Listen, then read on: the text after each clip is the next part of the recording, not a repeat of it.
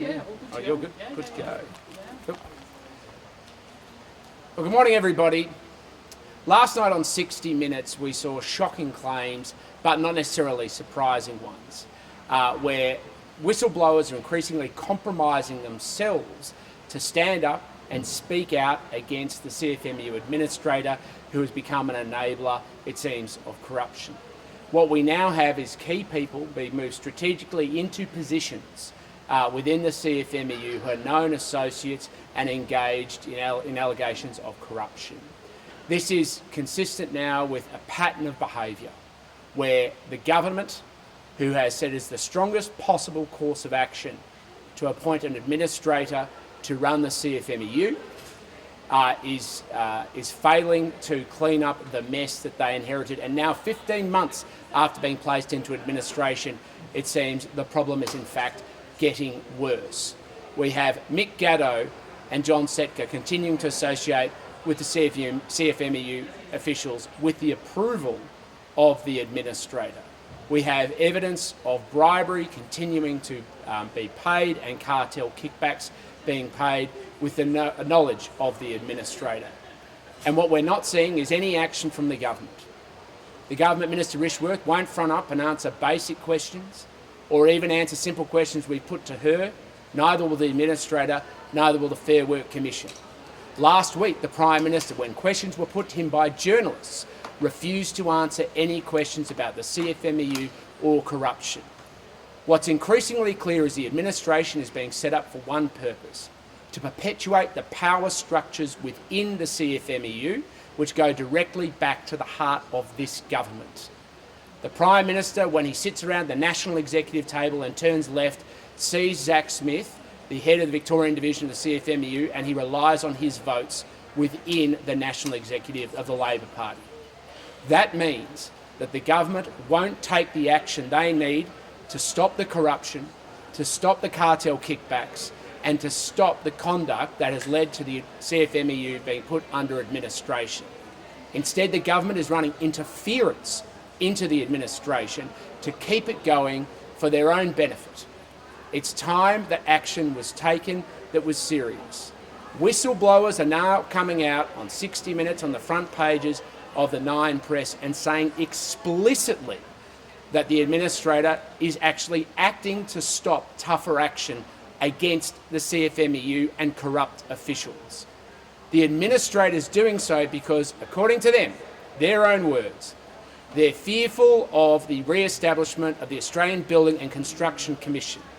They're fearful that it will embarrass the government and their weak response to corruption and cartel kickbacks. Well, now it is time for the administrator to come before this Parliament and answer basic questions so that the Australian people know what's really motivating the government. We need to know what's really motivating the administrator and their course of action. And more importantly, what action is going to be taken to crack down on the corruption and cartel kickbacks that is costing Australians, because every time these cartel kickbacks are paid, they come from taxpayers' dollars and higher costs that are imposed on working Australians. And to that end, I want to welcome Senator Maria Kovacic, who's been doing a wonderful job prosecuting these issues in the Senate, and particularly around her announcement to keep this pressure and this scrutiny continuing on the administrator. Thank you, and I thank the Shadow Minister for his words and for the work he's doing in the House in relation to these significant concerns. There are serious questions to be asked about why the Prime Minister and Minister Rishworth refused to answer questions in relation to the CFMEU. Australians are right to wonder whether they are in fact running a protection racket for the CFMEU. What is happening with this administration has raised some serious concerns, and rightly so. We have seen extensive media coverage of this, but in Senate estimates a couple of weeks ago, there were very unclear answers in relation to what is actually going on. And as a result of that, tomorrow I'll be moving a motion in the Senate for an inquiry into the administration of the CFMEU. This is an absolutely necessary step because this government has remained silent and refuses to answer questions in relation to what is going on. It is very clear that John Setka remains involved in the CFMEU. It is very clear that corruption is still ongoing in the CFMEU. It is very clear that bribery and intimidation continues at the CFMEU, including, as evidenced last night on 60 Minutes, intimidation of women and children. This is unacceptable and this cannot be allowed to continue, and it will be cognizant upon every single senator tomorrow in that chamber when they make their decision to vote as to whether they will allow the cover-up of the conduct of the CFMEU to continue, or whether they will allow the Senate to scrutinise and actually understand what is going on with the administration of the CFMEU. Do we need an inquiry to have you guys call for a new administration or something like the regime? Or is it time for the administration to be removed or reformed in some way? I think what we need to do is get to the bottom of what is actually going on the administration. We need to make sure the administrator comes before the Parliament and actually answers the questions to the Parliament of Australia. Today we saw allegations where the administrator is claimed to not be taking courses of action because it would embarrass the government, and in addition to that might risk the recreation of the Australian Building and Construction Commission. We need to know the answers to that. If he just steps aside and avoids accountability and scrutiny, we may not get to the full extent of the cover-up and the connections with the government, where the administrator seems to be acting to protect the government, not the public. And you want Mark Irving and others who are in the administration to appear at this event? We absolutely want the Mark Irving, KC, and those involved in the administration to front up before the Parliament. So far, they've avoided the Parliament.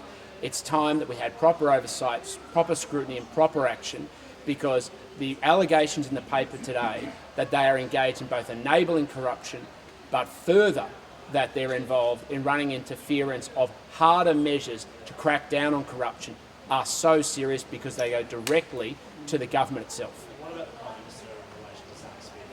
Should he remove his elections? I would have thought the role for Mr Smith was to jump off the National Executive a long time ago, but so long as Mr Smith remains on the National Executive of the Labor Party and the Prime Minister relies on Zack Smith's numbers, the Prime Minister will be tainted by his connection to CFMEU corruption, and it raises serious questions about whether any measure the government's taking is really just a cover-up rather than a prosecution of this corruption, because they know that people they need support from inside the Labor Party have a pathway of retribution and can dangle that over the Prime Minister and the Minister as they see fit. They're compromised. Is the CFMEU beyond reform, in your view? Is it too far gone?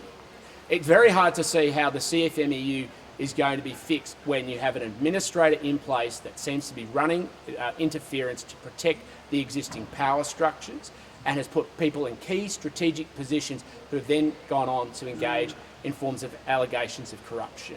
That's why we need to know what's going on, when it's happening, and how it's going to be, so we can understand the full extent of the response that is now required. In Queensland, of course, they have their own separate inquiry being led by Stu Wood KC, and we may yet have further measures that need to be taken, because it's clear the government isn't serious about cracking down on this corruption because it goes to the heart of their own power structures within the government. Could one of those measures be deregistration? Should that still be considered? This is why we want an inquiry, because I think we have everything presently on the table of options, because what the government has done has failed. Whistleblowers are saying it has failed. People from the AFP are saying it has failed. Anti-corruption lawyers are saying the Labor government's response to CFMEU corruption has failed. Now is the time to understand what has been motivating the administrator, because according to whistleblowers, it has not been cracking down on corruption. It has been either strategically placing or enabling it to happen and running interference to protect the government and the power structures that keep them in play. Can I ask, are you satisfied with the time frame for the energy policy development from your party? And are you going to go along to the meeting on Friday and contribute some ideas? Well, my focus is on having net zero tolerance for corruption on Australian construction sites. And that is the key difference between us and the Labor Party right now. I understand lots of other people want to talk about other issues. We are going to focus on net zero tolerance for corruption on construction sites, because those are the costs Australians are paying right now and go directly to the heart of the costs Australians are paying through the cost of buying a new home, through the costs that are going on to the taxpayer, through further debt, through public projects at a state and a Commonwealth level. And we are all going to continue to pay the price until this government starts taking this corruption seriously.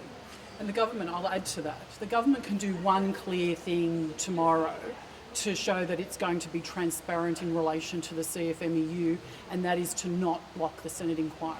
If they block that Senate inquiry tomorrow, it reinforces everything that we are saying today, that they are not just looking the other way, but they are very much allowing the corruption in the CFMEU and elements of criminal conduct to continue. All right. Thank you. Thanks very much.